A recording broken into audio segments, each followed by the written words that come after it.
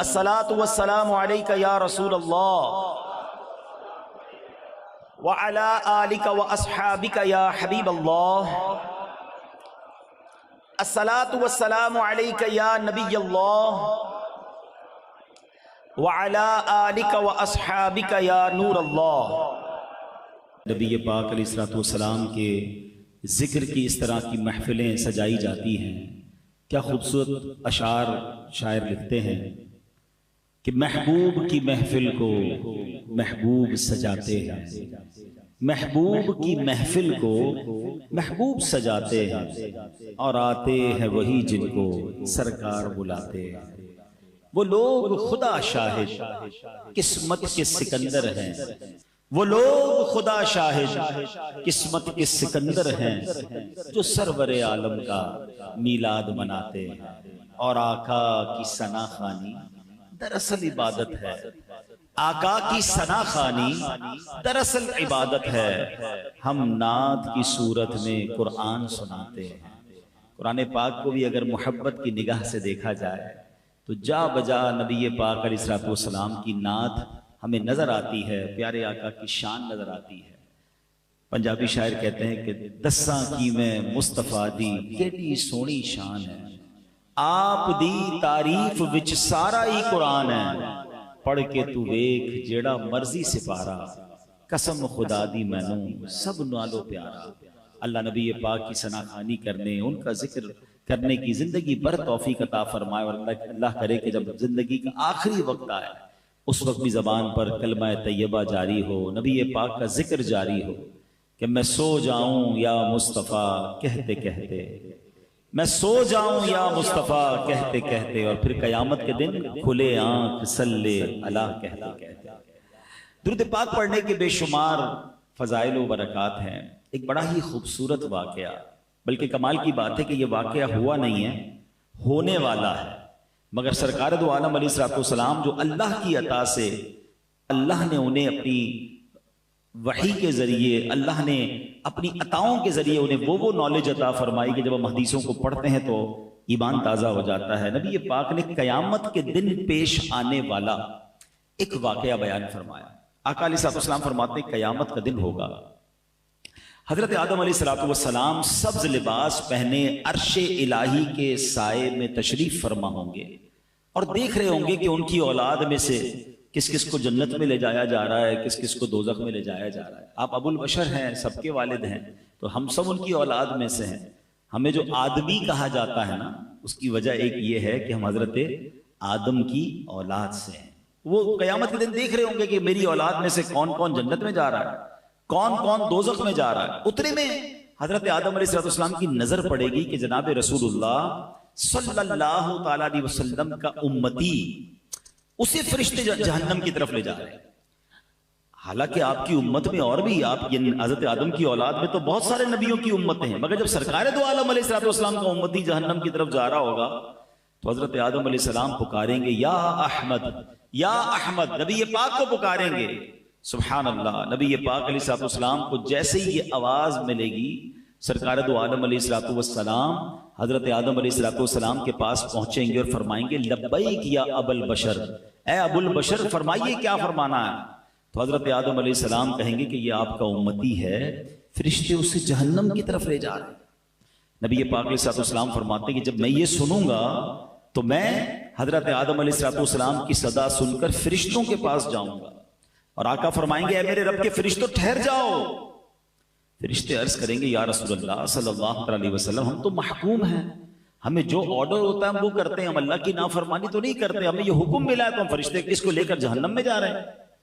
تو اب نبی پاک علیہ السلام اپنے مبارک ہاتھوں سے اپنی داڑھی کو پکڑ کر عرش الہی کی طرف رک کر کے عرض کریں گے اے میرے رب، کیا تو نے مجھ سے وعدہ نہیں فرمایا کہ میری امت کے معاملے میں مجھے غمگین نہیں کرے گا؟ پیار تو دیکھیں، اپنی امت سے محبت تو دیکھیں۔ آقا خود فرما رہے ہیں کہ میں رب کی بارگاہ میں عرض کروں گا اے رب، تو نے مجھ سے پرومس نہیں کیا کہ میری امت کے بارے میں مجھے غمگین نہ فرمائے گا۔ اب فرشتوں کو حکم دیا جائے گا اطیعوا محمدا، محمد علیہ السلام کی فرما برداری کرو۔ یہ حکم ملتے ہی کیا ہوگا؟ اعلیٰ حضرت امام اہل سنت اپنے ایک شعر میں لکھتے ہیں چھوڑ کر مجھ کو فرشتے کہیں محکوم ہیں ہم.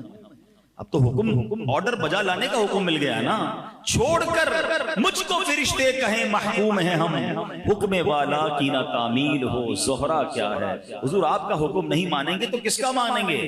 اب نبی پاک فرمائیں گے کہ اس بندے کو پھر میزان عمل پر لاؤ. اعمال تولے گئے ہوں گے, رزلٹ اناؤنس ہو گیا ہوگا, گناہ زیادہ ہوں گے, جہنم میں جانے کا فیصلہ ہو گیا ہوگا, مگر آقا فرمائیں گے پھر میزان پر لاؤ, پھر اس کی اعمال تولو. اب جب اس کے اعمال تولے جائیں گے تو نبی پاک علیہ السلام فرماتے ہیں میں اپنی جیب سے ایک کاغذ کا ٹکڑا نکالوں گا اور اس کی نیکیوں کے پلڑے پر رکھ دوں گا. جس کے گناہ زیادہ ہیں نیکیاں کم ہیں, آقا فرماتے اب میں اپنی جیب سے ایک ٹکڑا نکالوں گا کاغذ کا اور اس کے نامہ اعمال میں نیکیوں کے پلڑے پر رکھ دوں گا. نبی پاک فرماتے ہیں جیسے ہی وہ پرچہ رکھوں گا اس کی نیکیوں کا پلڑا بھاری ہو جائے گا. اچھا اب جیسے ہی یہ سارا کچھ منظر ہوگا تو محشر میں ایک شور برپا ہو جائے گا, کامیاب ہو گیا, نیکیوں کا پلڑا بھاری ہو گیا, اب اسے جنت میں لے جاؤ. سبحان اللہ. اسی کلام کا شعر ہے نا, صدقے اس رحم کے اس سایہ دامن پہ نثار, صدقے اس رحم کے اس سایہ دامن پہ نثار, اپنے بندے کو مصیبت سے بچایا کیا ہے. اچھا اب یہ سارا ماجرا تو ہو جائے گا, مگر کمال یہ ہے کہ جس بندے کا یہ معاملہ ہوگا نا وہ نہیں پہچانا ہوگا ابھی تک کہ یہ ہے کون سی ہستی جنہوں نے میرا اس مصیبت میں ساتھ دیا.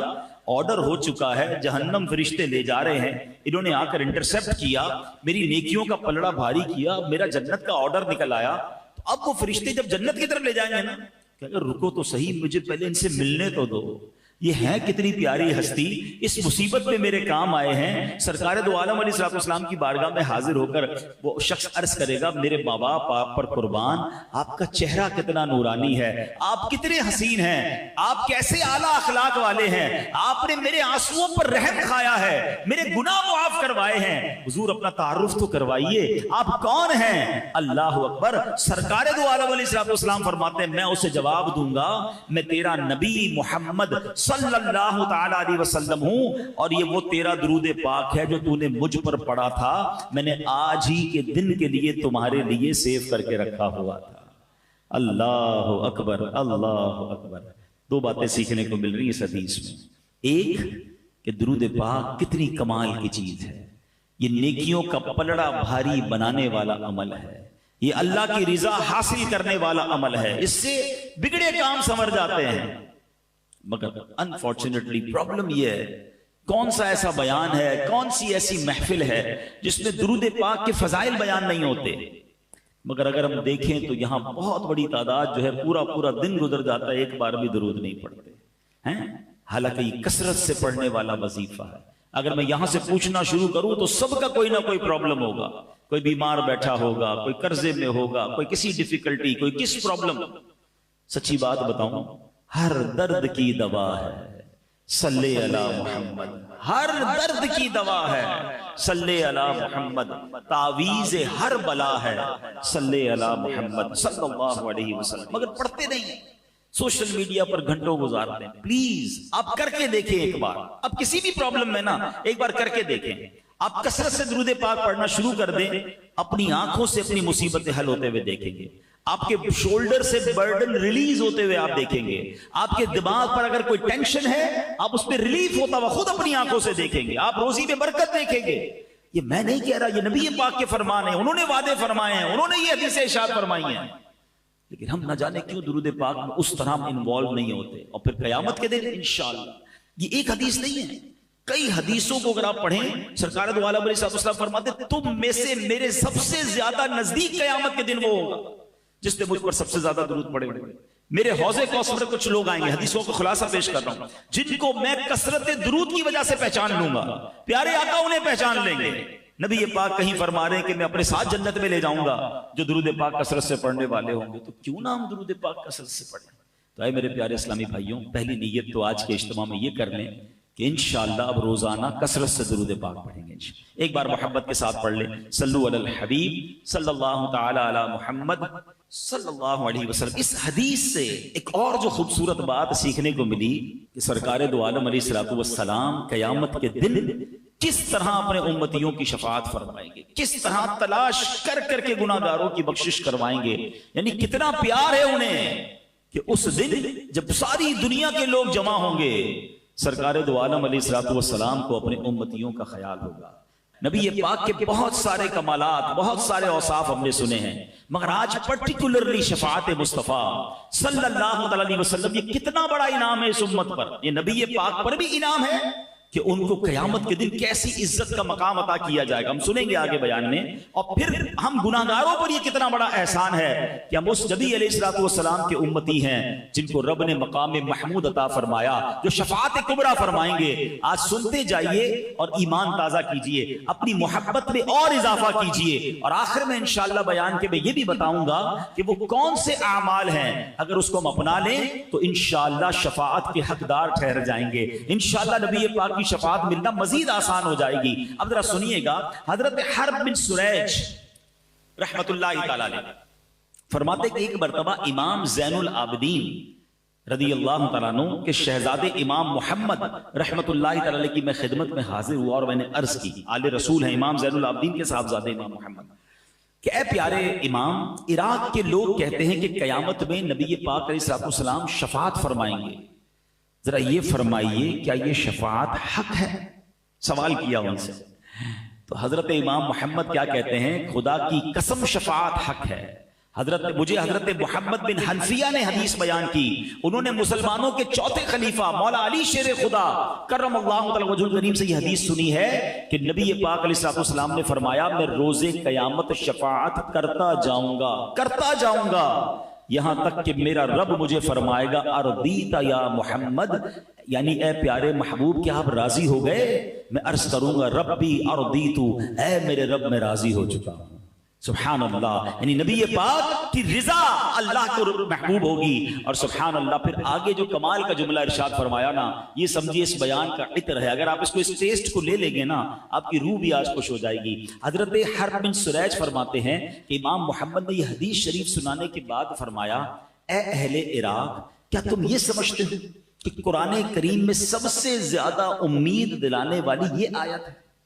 اگر میں اب آپ سب سے سوال کروں کہ قرآن کی وہ کون سی آیت ہے جو سب سے زیادہ امید دلاتی ہے، تو جنہوں نے کچھ قرآن ترجمے سے پڑھا ہے 99% وہ یہ جواب دیں گے کہ ایک آیت ہے جو گناہ گاروں کے لیے بڑی امید والی ہے. وہ کون سی ہے؟ لا تقنطوا من رحمت اللہ. اللہ فرماتا ہے اللہ کی رحمت سے مایوس نہ ہونا، بڑی امید ہے نا اس میں. مگر امام محمد کیا فرماتے ہیں؟ کہتے نہیں، ہمارے نزدیک یہ نئی آیت نہیں ہے، بلکہ ہم تمام اہل بیت کا یہ متفقہ فیصلہ کہ سب سے زیادہ امید دلانے والی قرآن کی آیت یہ ہے جس میں رب نے ارشاد فرمایا وَلَسَوْفَ يُعْتِيكَ رَبُّكَ فَتَرْضَىٰ، اے محبوب ہم قریب تمہیں اتنا عطا فرمائیں گے کہ تم راضی ہو جاؤ گے. اچھا بڑی کمال کی بات ہے، اس میں تو سرکار دو عالم علیہ الصلوۃ والسلام کو عطا کیا جا رہا ہے نا، اس میں ہمیں کیوں خوش ہونا ہے؟ امت کے لیے کیا انعام ہے؟ اللہ اپنے حبیب سے فرما رہا ہے وَلَسَوْفَ يُعْتِيكَ رَبُّكَ فَتَرْضَىٰ، اے محبوب اب قریب تمہیں اتنا عطا فرمائیں گے کہ تم راضی ہو جاؤ گے. آپ کو پتہ ہے نبی پاک پر جب یہ آیت نازل ہوئی تو سرکار دو عالم علیہ الصلوۃ والسلام نے کیا فرمایا؟ آقا علیہ الصلوۃ والسلام نے اس وقت فرمایا جب تک میرا ایک بھی امتی جہنم میں ہوا میں راضی نہیں ہوں گا. کہتے ہیں یہ آیت سب سے زیادہ امید دلانے والی ہے کہ رب نے اپنے حبیب کو راضی کرنے کا وعدہ فرمایا، اور حبیب پاک نے اپنی امت سے کیا وعدہ کر لیا کہ میں راضی نہیں ہوں گا جب تک میرا ایک ایک امتی جہنم سے باہر نہ نکال دوں. اے میرے پیارے اسلامی بھائیوں، اب ذرا غور کیجئے، دنیا میں اگر ہمیں کسی کو بلینک چیک دے دیا جائے کہ مانگیے کیا مانگنا ہے، آفر کوئی کرے کہ بتاؤ کیا چاہیے، تو ہمیں تو شاید اپنے ہی لوگ یاد آئیں گے، اپنے گھر والے یاد آئیں گے، اپنے فیوچر پلانز یاد آئیں گے. اللہ نے گویا نبی پاک کو اس آیت میں بلینک چیک عطا فرمایا وَلَسَوْفَ يُعْتِيكَ رَبُّكَ فَتَرْضَىٰ، اے محبوب ان قریب تمہارا رب تمہیں اتنا دے گا کہ تم راضی ہو جاؤ گے. آقا اپنے لیے مانگتے، اپنی آل کے لیے، اپنی فیملی کے لیے. اے امتیوں ہم سے کتنا پیار ہے، جب تک ایک بھی امتی جہنم میں ہوگا میں رب سے راضی نہیں ہوں گا، یعنی میں اس کو جہنم سے نکال لوں گا. اے میرے پیارے اسلامی بھائیوں، شفاعت کے بارے میں عقیدہ کیا ہونا چاہیے یہ بڑا ضروری ہے. اپنا بلیف سمجھ لیں ایز اے مسلم، ہمارا شفاعت کے بارے میں ہمارا عقیدہ کیا ہونا چاہیے. یاد رکھیے کہ ہمارے پیارے آقا علیہ السلام قیامت کے دن شفاعت فرمائیں گے، آپ کی شفاعت قبول کی جائے گی، اس کا عقیدہ رکھنا یہ واجب ہے. ٹھیک ہے، شفاعت مصطفیٰ کا انکار کفر ہے. کیوں کفر ہے؟ کہ شفاعت کا جو انکاری ہے وہ قرآن کی آیتوں کا انکاری ہے، وہ حدیثوں کا انکاری ہے، کیونکہ قرآن میں واضح طور پر محبوب پاک کی شفاعت کا بیان ہے۔ اب میں چند قرآن پاک کی آیتیں اور چند حدیثیں بیان کرتا ہوں کہ کہاں کہاں نبی پاک کی شفاعت کا بیان ہے۔ ایک تو یہی آیت وَلَسَوْفَ يُعْطِيكَ رَبُّكَ فَتَرْضَىٰ، اے محبوب ان قریب تمہارا رب تمہیں اتنا دے گا کہ تم راضی ہو جاؤ گے۔ اور نبی پاک کا یہ فرمانا کہ جب تک ایک امتی بھی جہنم میں ہوا میں راضی نہ ہوں گا، یہ پہلی آیت۔ اب دوسری سنیے، اللہ کریم ارشاد فرماتا ہے 26ویں پارے میں سورہ محمد آیت نمبر 19، ارشاد ہوا وَاسْتَغْفِرْ لِذَنْبِكَ وَلِلْمُؤْمِنِينَ وَالْمُؤْمِنَاتِ۔ آسان ترجمہ قرآن کنز العرفان، اور اے حبیب اپنے خاص غلاموں اور عام مسلمان مردوں اور عورتوں کے گناہوں کی معافی مانگو۔ اب ذرا غور کیجئے، معاف کرنے والا کون ہے؟ رب ہے۔ جس نے معاف کرنا ہے وہ خود ہی نبی پاک کو کیا فرما رہا ہے کہ اپنی امت کے لیے مجھ سے استغفار کر لو تاکہ میں ان سب کی بخشش فرما دوں۔ اب بتائیے کیا نبی پاک رب کا کوئی فرمان ٹال سکتے ہیں؟ اس کا مطلب یہ ہوا کہ رب ہی نے فرمایا ہے کہ اے محبوب اپنی امت کی مجھ سے سفارش کرو، ان کے لیے استغفار کرو۔ تو قرآن کی یہ آیت بھی بتا رہی ہے کہ نبی پاک کو شفاعت کا حق عطا فرمایا، شفاعت کا تحفہ عطا فرمایا گیا۔ اور سبحان اللہ، اب آئیے پارہ 15 سورہ بنی اسرائیل آیت نمبر 79 میں ارشاد ہوتا ہے عَسَىٰ أَن يَبْعَثَكَ رَبُّكَ مَقَامًا مَحْمُودًا۔ کتنی خوبصورت آیت ہے۔ اللہ فرماتا ہے قریب ہے کہ آپ کا رب آپ کو ایسے مقام پر فائز فرمائے گا کہ جہاں سب تمہاری حمد کریں گے۔ مقام محمود کیا ہے؟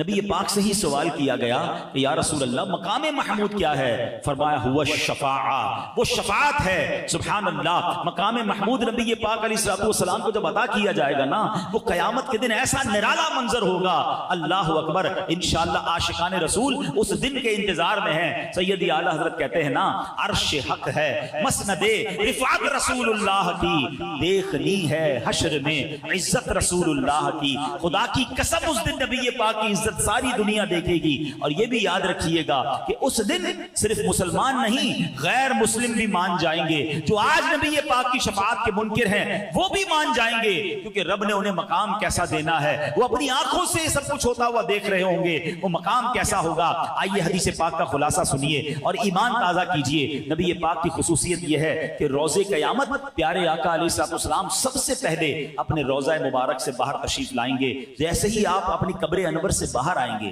قبر سے تو سارے لوگ قیامت کے دن نکلیں گے نا، مگر فرسٹ آف آل سب سے پہلے جو اپنی قبر مبارک سے نکلیں گے وہ رسول پاک علیہ السلام ہوں گے۔ اور جیسے ہی اپنے روزے سے آپ باہر نکلیں گے 70,000 فرشتے تعظیم اور احترام کے لیے حاضر ہو جائیں گے۔ کیا شاندار پروٹوکول ہوگا نبی پاک علیہ السلام کا۔ پھر آپ کی خدمت میں براق پیش کیا جائے گا، جنتی سواری پیش کی جائے گی، جس پر سوار ہو کر آپ میدان محشر کو تشریف لائیں گے۔ اللہ اکبر۔ اب سنیے نبی پاک کے فرمان، ایمان تازہ ہو جائے گا۔ آقا فرماتے انا سید ولد آدم یوم القیامہ، قیامت کے دن میں تمام اولاد آدم کا سردار ہوں گا۔ ایک روایت میں فرمایا انا اولہم خروجا، قیامت کے دن سب سے پہلے میں ہی اپنی قبر انور سے باہر تشریف لاؤں گا۔ وانا قائدہم اذا وفدوا، جب سب بارگاہ الہی میں پیش ہوں گے میں سب کا پیشوا ہوں گا۔ وانا خطیبہم اذا انصتوا، جب سارے لوگ خاموش ہو جائیں گے کسی میں جرت نہیں ہوگی بات کرنے کی، میں خطیب ہوں گا۔ وانا مستشفعہم اذا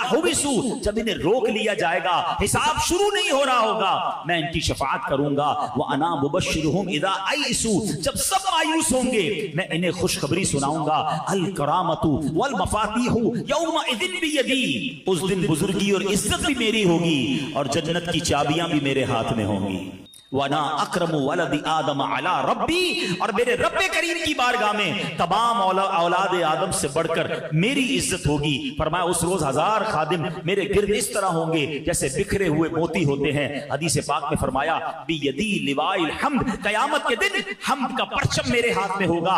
تحت آدم فمن دونہ، حضرت آدم اور ان کی اولاد میں جو ہیں سب کے سب میرے اس پرچم کے نیچے ہوں گے۔ اللہ اکبر۔ اب ذرا غور کیجئے اللہ نے کیسا कैसा मकाम अता फरमाया होगा। याद रखिए, जब ये मकाम महमूद देखेंगे, अपने को अपने, पराये भी मानेंगे, मगर उस दिन का मानना काम ना आएगा कि उस दिन तो वो देख कर मानेंगे ना। अरे मानना आज है, इज्जत आज करनी है, अकीदा आज मजबूत करना है। यही बात तो सैयदी आला हजरत लिखते हैं कि आज ले उनकी पनाह, आज मदद मांग उनसे, आज ले उनकी पनाह, आज मदद मांग उनसे, फिर न मानेंगे कयामत में अगर मान गया। कयामत में तो गैर मुस्लिम भी मान जाएंगे। जब ऐसा मकाम देखेंगे, अब तसव्वुर कीजिए वो कैसा दिन होगा। जमीन तांबे की होगी, लोग अपने पसीने में डुबकियां खा रहे होंगे, इंतजार होगा कि खत्म नहीं हो रहा होगा।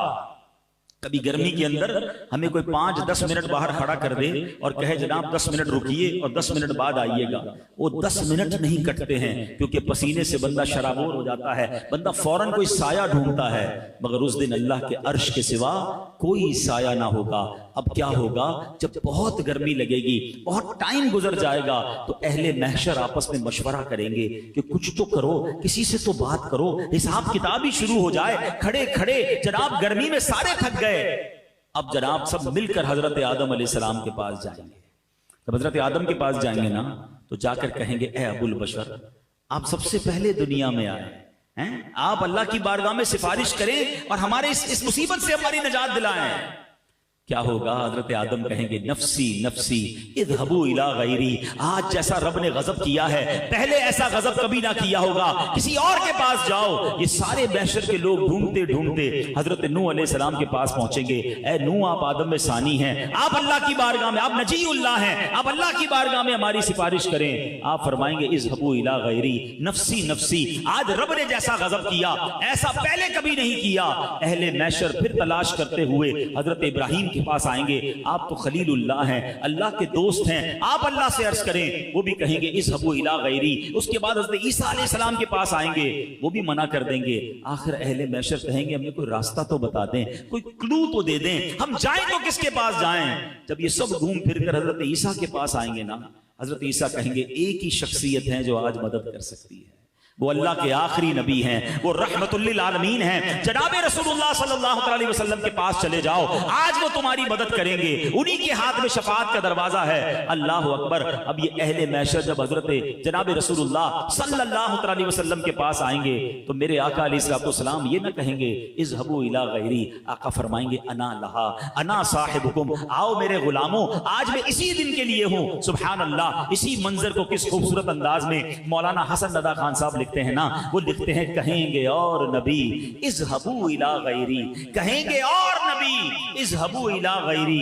मेरे हुजूर के लब पर अना लहा होगा, मेरे हुजूर के लब पर अना लहा होगा। दिखाई जाएगी महशर में शाने महबूबी कि आप ही की खुशी आपका कहा होगा। अब क्या होगा, जरा सुनिए। नबी पाक के पास जब अहले महशर पहुंचेंगे ना, तो अब नबी पाक सजदा करेंगे। पहले जरा यहाँ रुक जाएं।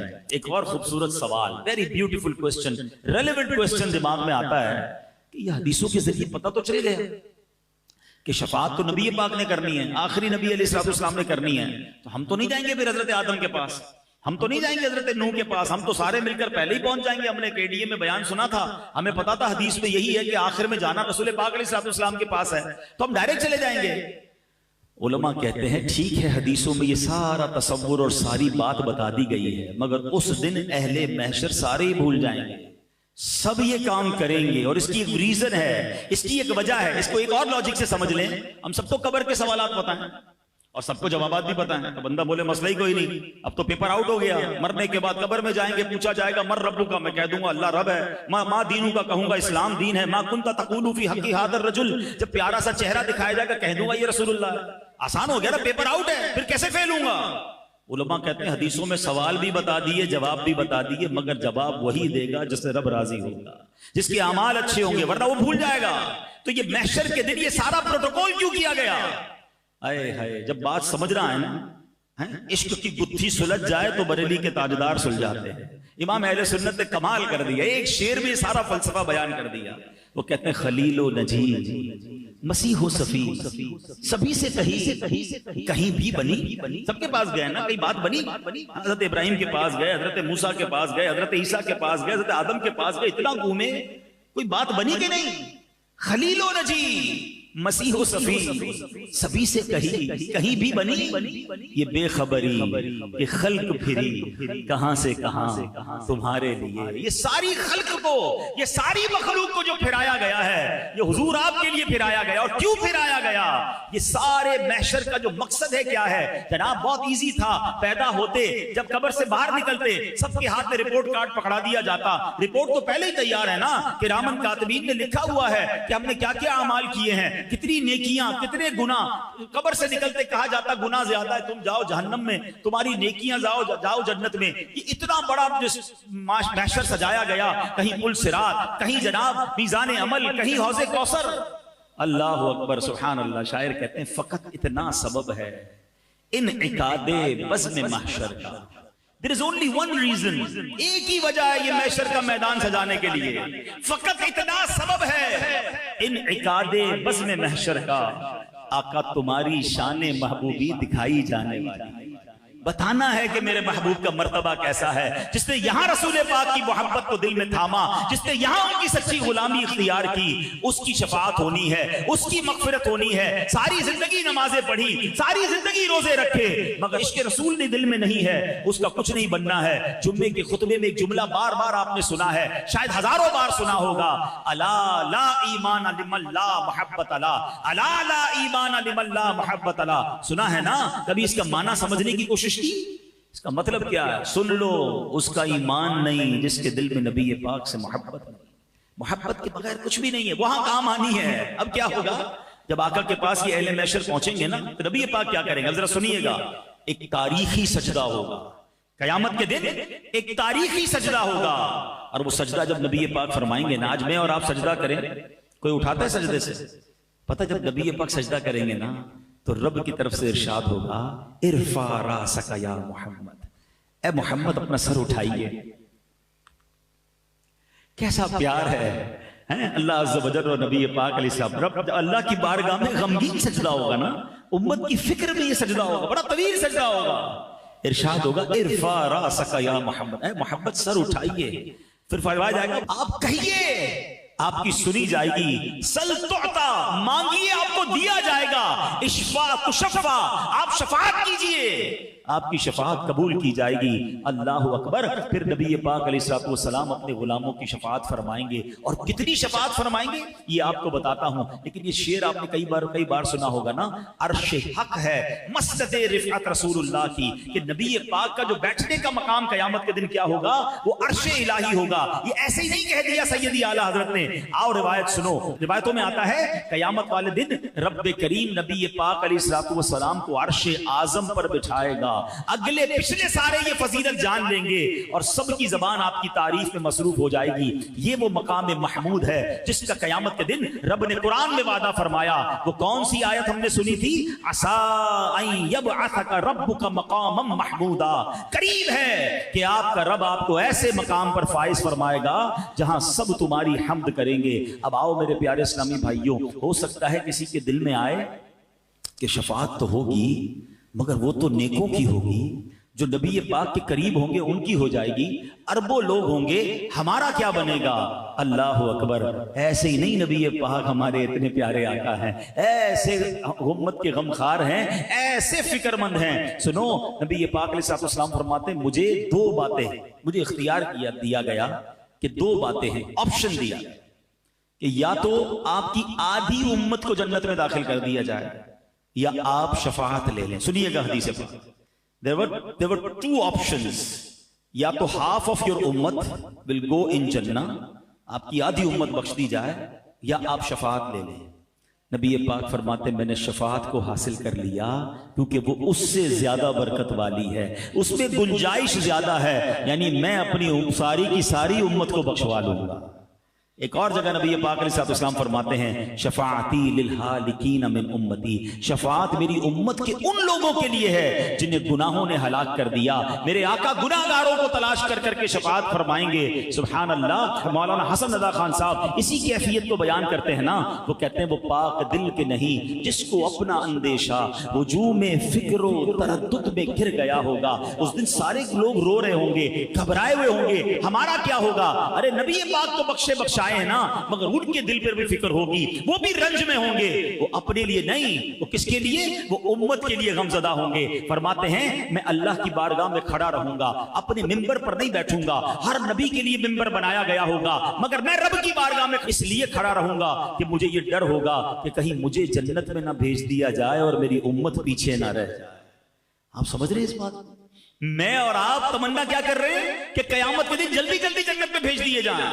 نبی پاک فرماتے مجھے یہ خوف ہوگا کہ کہیں مجھے جنت میں نہ بھیج دیا جائے, میری امت پیچھے نہ رہ جائے. اللہ اکبر, ایسا خیال تو ماں باپ بھی نہیں کرتے اپنے بچوں کا جو نبی پاک اس دن فرمائیں گے. یہی بات مولانا حسن رضا خان صاحب لکھتے ہیں کہ عزیز بچے کو ماں جس طرح تلاش کرے, ارے کسی کا ماں کا بچہ گم ہو جائے کیسے ڈھونڈتا ہے, عزیز بچے کو ماں جس طرح تلاش کرے, خدا گواہ یہی حال آپ کا ہوگا.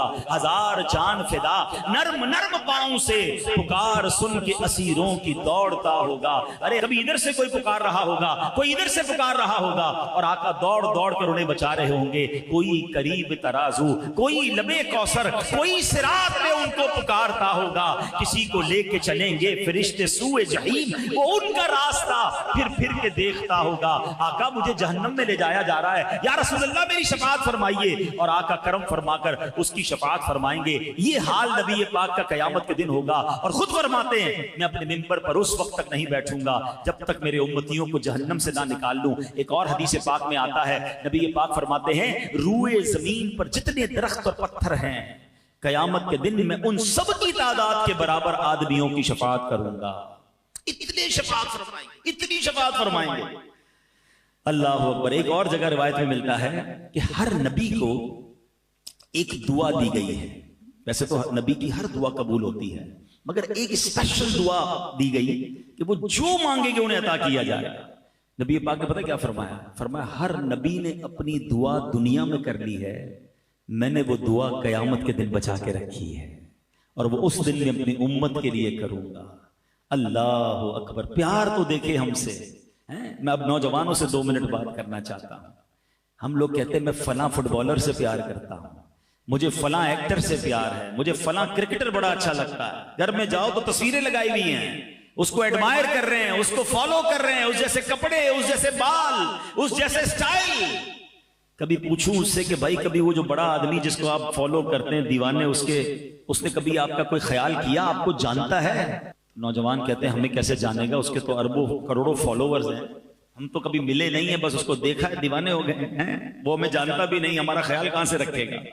اب مجھے بتاؤ تم اس کو چاہتے ہو کہ جو تمہیں جانتا نہیں ہے, جس نے کبھی تمہارا خیال نہیں رکھا. میں اس کی محبت کی بات کر رہا ہوں کہ میں اور آپ پیدا نہیں ہوئے تھے 1400 سال پہلے, جو ہمیں یاد کرتے تھے, جو راتوں کو جاگتے تھے, ہمارے لیے آنسو بہاتے رہے.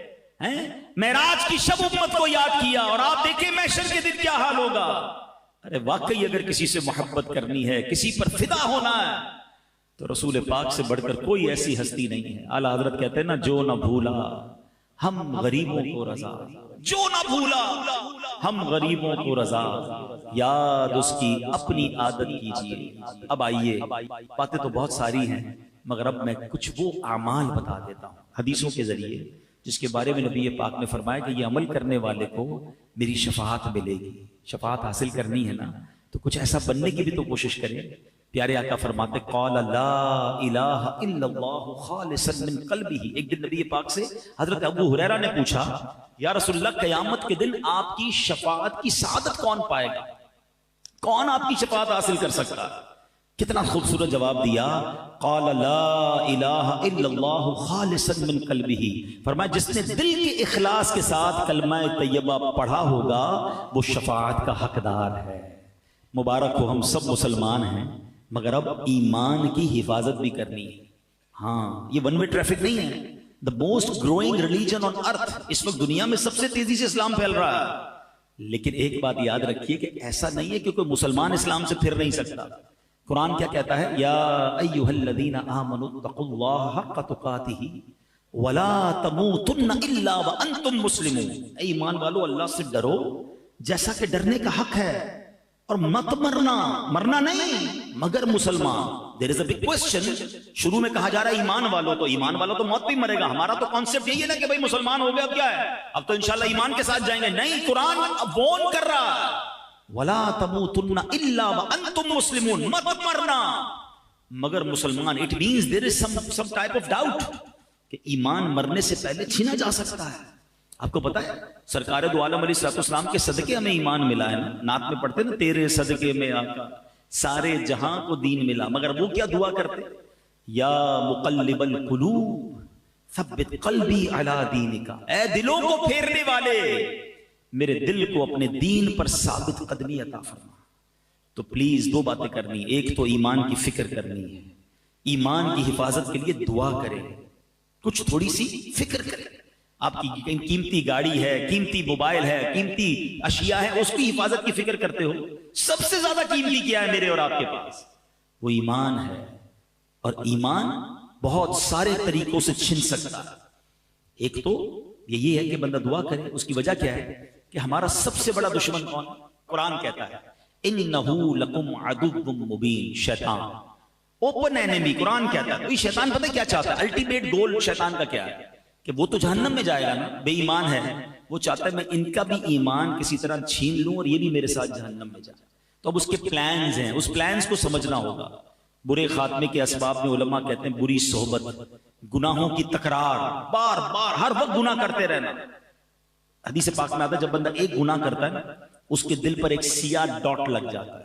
دوسرا کرتا ہے، پھر تیسرا کرتا ہے، پھر ایک ڈاٹ. کرتے کرتے کرتے پورا دل ہی سیاہ ہو جاتا ہے.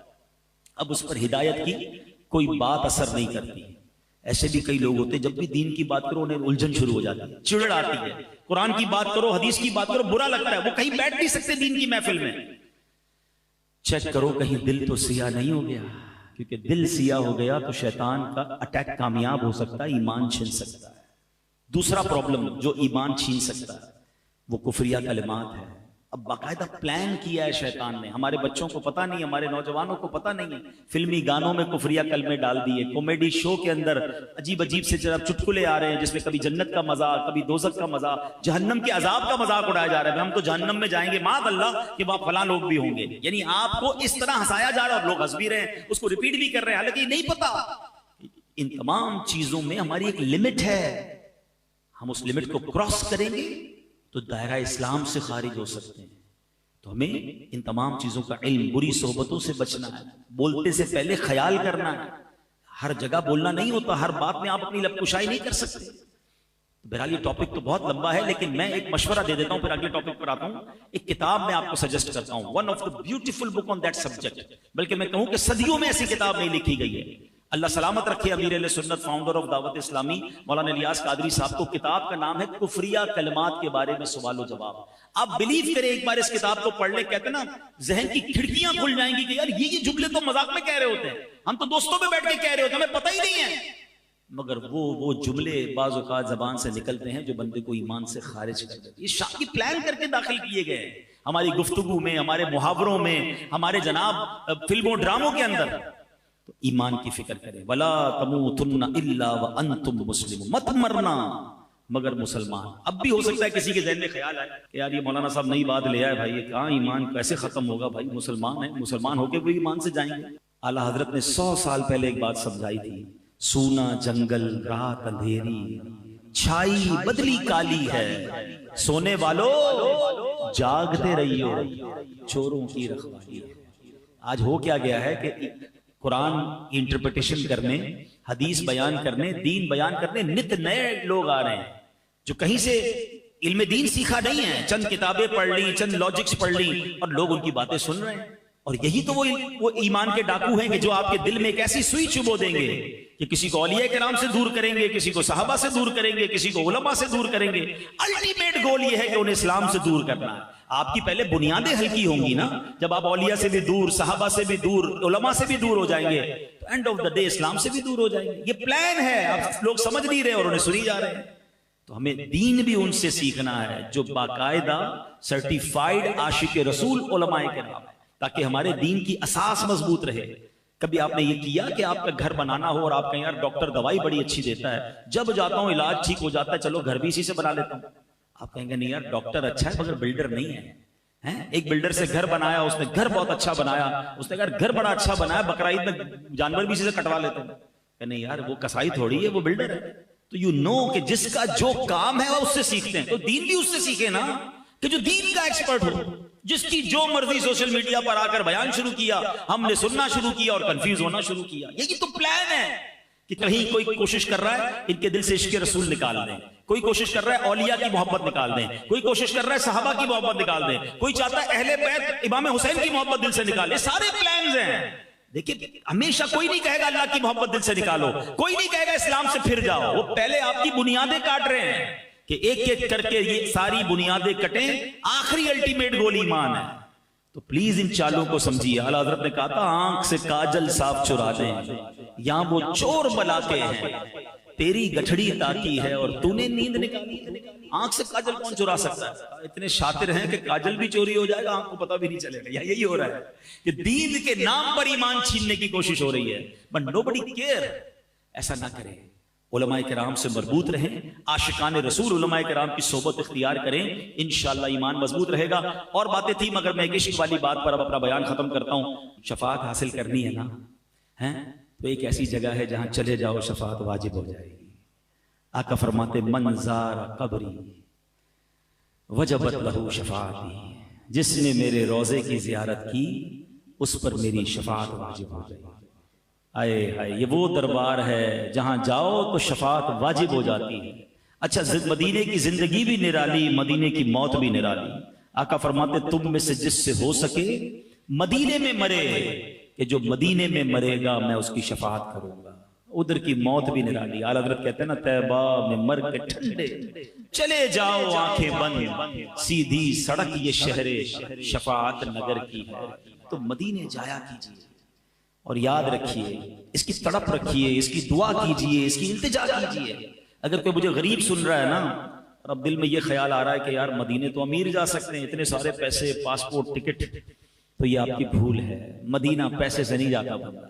ہاں میں نے اربوں پتی دیکھے ہیں, ساری دنیا دیکھی ہے, مدینہ نہیں دیکھا. اور کئی غریب دیکھے ہیں جن کے پاس رہنے کو گھر نہیں ہے, آقا نے کئی بار انہیں مدینہ دکھا دیا. کہاں کا منصب, کہاں کی دولت, قسم خدا کی ہے یہ حقیقت, جنہیں بلایا ہے مصطفیٰ وہی مدینے کو جانے. مدینے جانے کے بہانے ڈھونڈا کر, ہاں مدینے نہ جانے کے بہانے نہیں ڈھونڈا کر. لوگ کہتے ہیں یار ابھی ذرا کاروبار سیٹ ہو جائے, تھوڑی بچی کی شادی ہو جائے, فلاں کام اٹکا ہے, جیسے ٹھیک ہوگا پھر جاؤں گا عمرہ کرنے, پھر جاؤں گا حج کرنے, پھر جاؤں گا مدینے. اعلیٰ حضرت کہتے ہیں نا پھر نہ کروٹ لی مدینے کی طرف, پھر نہ کروٹ لی مدینے کی طرف. ارے چل جھوٹے بہانے, وہاں کے لیے تو بہانہ تلاش کرے. آپ کو مثال کے طور پر کوئی پلاٹ پسند آ جائے, آپ گھر کی کوئی چیز بیچ کے پلاٹ لے لیتے ہیں. کوئی گاڑی خریدی ہے, بندہ کہتا ہے زیور بیچ لو گاڑی لینا ہے. مدینے کے لیے بھی ایسے ہی کیا کرو, کچھ آگے پیچھے کرنا بھی پڑے نا, چلے جایا کرو مدینے. ہاں اور یہ نہ سوچو یہ کام سدھرے گا پھر جاؤں گا, یہ کام نپٹے گا پھر جاؤں. ارے ادھر جاؤ, سارے کام نپٹتی ادھر سے ہیں.